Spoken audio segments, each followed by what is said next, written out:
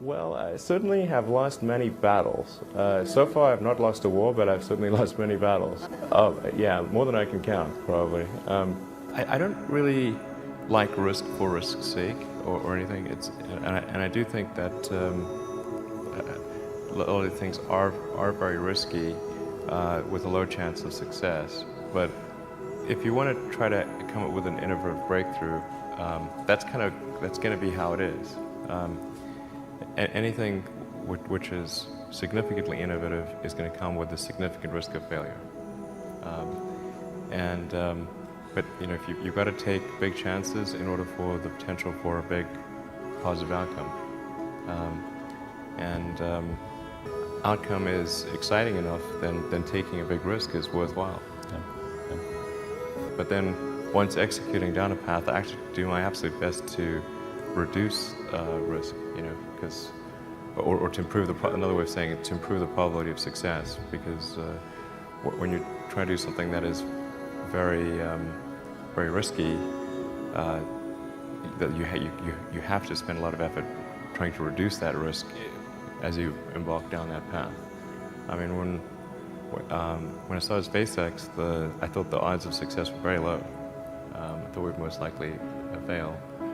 But I thought, well, we should give it a try nonetheless. Certainly, there are times when things don't go well, and then that's quite dispiriting, for sure. And so then it's difficult to proceed with the same level of enthusiasm. But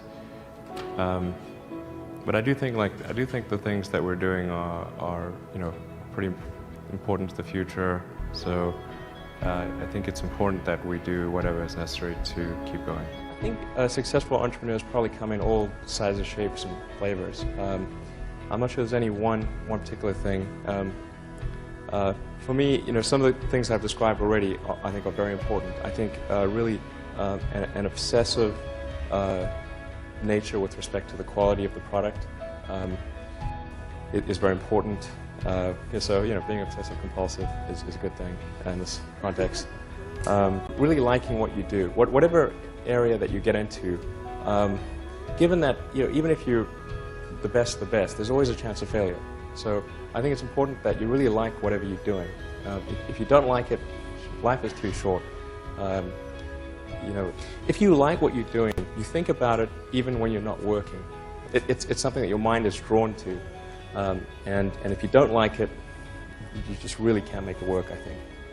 Yeah. I think wishful thinking is innate in the human brain. You want things to be the way you wish them to be, and so you tend to filter information that you shouldn't filter. That's the most common flaw that I see. If you want to do something really innovative, you have to apply a sort of first principles analysis, and don't reason by analogy. Analogies are referencing the past. First principles means you look at the most fundamental truths in a particular arena, and the things that really are almost indisputably correct, and you reason up from there to a conclusion. And if you see that conclusion is at odds with what people generally believe, then you have an opportunity. Now, you can't operate like that on all things because it takes too much mental horsepower. So most of your life you have to operate by reasoning by analogy. But if you really want to innovate, you must reason from first principles to identify the problem. The reason I came out to Stanford was actually to work on energy storage technologies for electric cars. That summer of '95, I was looking at the internet, and it seemed to me like the internet was going to have a big effect on humanity. So I thought, well, I can either work on electric vehicle technology and do my PhD at Stanford and watch the internet get built, or I could put my studies on hold and try to be part of the internet. And at first I tried to get a job at Netscape because that was the only internet company, and they didn't respond to me. So then I was like, okay, if I can't get a job at the only internet company, then I better try starting something. But I talked to my professor and I said, look, I'm going to try starting a company.